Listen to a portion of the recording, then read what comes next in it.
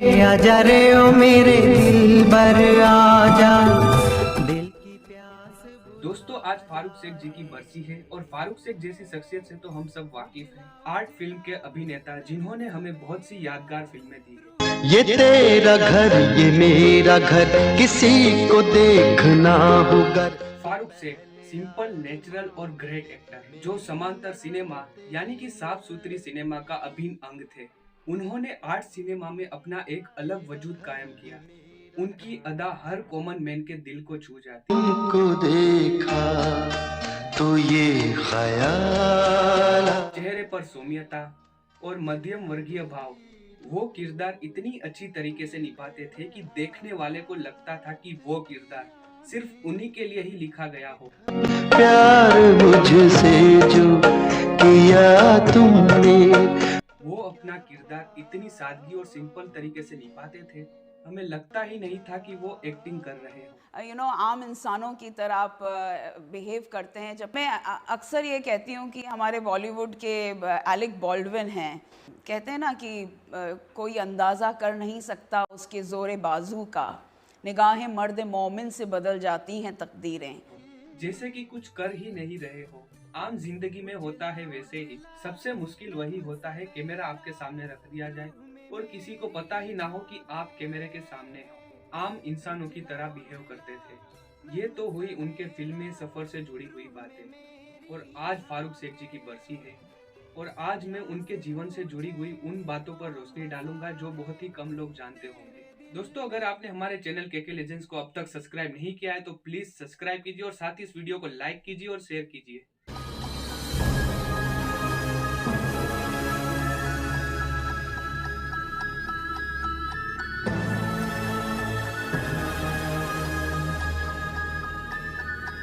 दोस्तों, फिल्मी पर्दे पर हीरो की छवि हमारे सामने इस तरह से पेश की जाती है कि हम उन्हें रियल में हीरो समझने लगते हैं, लेकिन हकीकत में ऐसा नहीं होता। कुछ ही ऐसी शख्सियत है जो सिर्फ फिल्मी पर्दे पर ही नहीं, रियल में भी हीरो साबित हुए हैं। उनमें से एक थे हमारे फारूक शेख, निस्वार्थ, सेवाभावी, विनम्र, दूसरों के दुख दर्द में काम आने वाले। आज फिर दिल ने एक तमन्ना। फारूक शेख जी की जिंदगी से हमें बहुत बड़ी प्रेरणा सीखने को मिलती है। बस की दुश्वार है हर काम का आसा होना, आदमी को भी मैसर नहीं इंसान होना। आदमी तो सब है लेकिन इंसानियत किसमें है। सबसे बड़ी बात तो ये है कि उन्होंने जीते जी इस बात का किसी के साथ जिक्र तक नहीं किया। मरने के बाद ये सारी बातें लोगों के सामने आई। जब फारूक शेख जी की फिल्म चश्मे बद्दूर की शूटिंग दिल्ली में चल रही थी, तब लाइटमैन छत पर लाइट लगा रहा था और अचानक से वो छत से नीचे गिर गया। उसे गंभीर रूप से चोटें आई। उसके बाद सब अपने अपने काम पर चले गए। लाइटमैन का इलाज अस्पताल में चलता रहा, इधर शूटिंग भी चलती रही। लेकिन एक व्यक्ति उस लाइटमैन से मिलने रोज अस्पताल जाता था। वो थे फारूक शेख। उसे जो भी जरूरत थी उसे पूरा करते रहे। यह सिलसिला कई दिनों तक चलता रहा, लेकिन फारूक शेख ने इस बात का कभी सेट पर जिक्र नहीं किया। वो चुपचाप लाइटमैन की आर्थिक मदद करते रहे। फारूक शेख को श्रद्धांजलि देते हुए फिल्म की डायरेक्टर सई परांजपे ने ये बात सबके सामने बताई।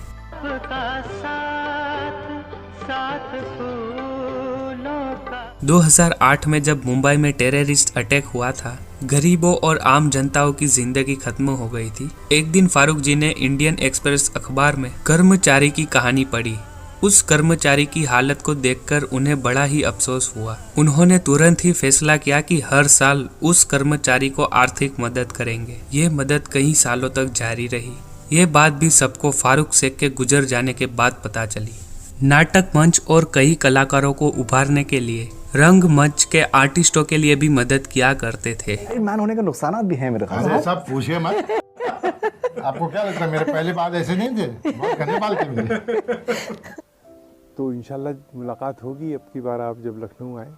और फारूक शेख एक ऐसी शख्सियत थे जो समाज का रहबर बनकर फन और फनकार को जिंदा रखने के लिए ताउम्र काम करने का इरादा रखते हो। फूल गुलाब का लाखों में हजारों में। फारूक शेख को श्रद्धांजलि देते वक्त यूनिसेफ संचार के कार्यकर्ता अतुल कुमार ने लखनऊ से टाइम्स ऑफ इंडिया से बात की और कहा, फारूक शेख को पोलियो के खिलाफ भारत की लड़ाई में एक चैंपियन योगदानकर्ता के रूप में देखा जा सकता है। उन्होंने कहा, मुझे उनसे पर्सनली मिलने का मौका तो नहीं मिला, लेकिन मैं उनका बहुत सम्मान करता हूँ। कुछ ही लोग ऐसी विरासत छोड़ जाते हैं जो कि हमारी सोच से भी परे है। वो कितने विनम्र और कितने महान अभिनेता थे। आप जब भी पोलियो विरोधी अभियान में उनके किए हुए भारी प्रयासों को याद करेंगे तो आपको फारूक शेख का एक अलग रूप देखने को मिलेगा। 2005 में उत्तर प्रदेश बीमारी का एक गढ़ बन गया था। पूरी दुनिया में सिर्फ उत्तर प्रदेश पोलियो की राजधानी बन गई थी।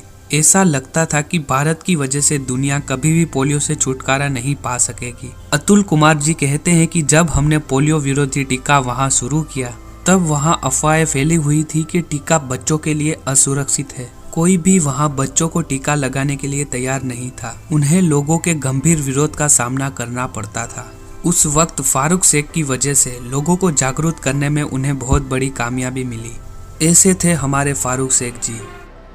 ये कहना ज़रूरी समझता हूँ क्योंकि मैं गुजरात सूबे की पैदाइश हूँ।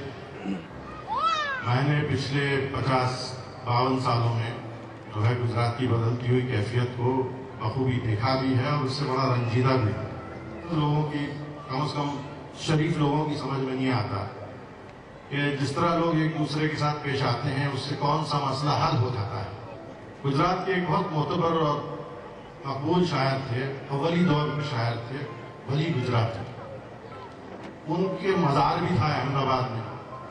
कुछ बहुत शरीफ लोगों ने उस मज़ार को तोड़ फोड़ दिया, वहाँ कुछ ईंटें रख दी और फिर अपनी पसंद का एक जो है झंडा भी वहाँ रख दिया। अब इन हरकतों से किसको क्या हासिल होता है या क्या बात साबित होती है, ये कम से कम मेरी समझ में तो आती है। क्योंकि जब इस किस्म की वहशियाना और शैतानियों जैसी हरकतें होने लगती हैं तो इंसानों के जिस्मी मजबूर नहीं होते, इंसानी समाज भी बहुत बुरी तरह से मजबूर होता है। और जो लोग इंसानी समाज की कदर नहीं जानते वो लोग मेरा ख्याल है इंसान कहलाने के या इंसानी समाज में कोई अच्छी जगह पाने के लायक नहीं रहते। फिर छिड़ी रात बात फूलों की, नेकी कर और दरिया में डाल। वो ये बात अच्छी तरह से जानते थे कि हमारे इस्लाम में कहा गया है कि सीधे हाथ से मदद करो तो उल्टे हाथ को पता भी नहीं चलना चाहिए कि सीधे हाथ ने क्या किया। ये डायलॉग हमें कादर खान जी ने बहुत ही अच्छी तरीके से हमें समझाया है। सबके सामने अपने हाथ से वही मदद करते हैं जो दुनिया में अपना नाम करना चाहते हैं। आप सबके सामने उसकी गरीबी का अपमान करते हैं, उसे एहसास दिलाते हैं कि वो गरीब है, मोहताज है, मुफलिस है। हम कह सकते हैं कि फारूक शेख जी असल जिंदगी में वो बात को फॉलो करते थे। फारूक शेख 5 वक्त के नमाजी भी थे। पड़ेगा क्योंकि जो हम लोग गमन बना रहे थे तो पूरा कुटवारा आपको याद करता है कि भाई वो एक आपकी यूनिट में एक शख्स था जो सुबह 5 बजे उठ के नमाज़ पढ़ने आता था मस्जिद में और फिर जाके सो जाता था तो 11 बजे उठता था। तो पूछ रहे थे कि वो सब कहाँ गए वो फारूक साहब। सेट पर जब वो शूटिंग के लिए जाते थे तो बीच में शूटिंग छोड़ करके नमाज पढ़ने चले जाते थे। वो अक्सर कहते थे कि अल्लाह मुझे किसी का मोहताज ना करे और चलते फिरते इस दुनिया से चला जाऊं, और ऐसा ही हुआ।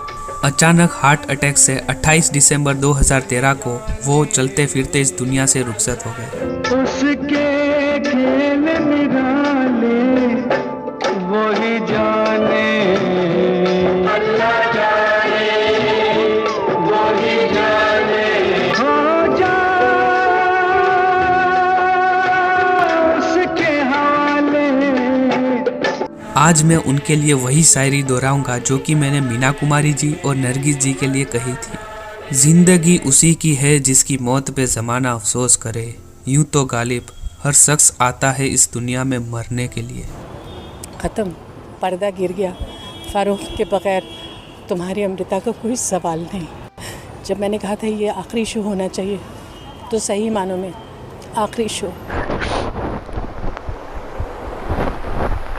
तो मैंने कहा एक न्यूज़ आ रही है,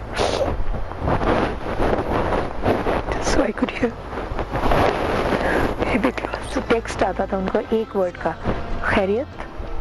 फिर आप समझाइए कि आप क्यों बात करना चाह रहे हैं, क्या मसला है। As a human being, he was बहुत ध्यान, मतलब केयर करना हर एक के लिए।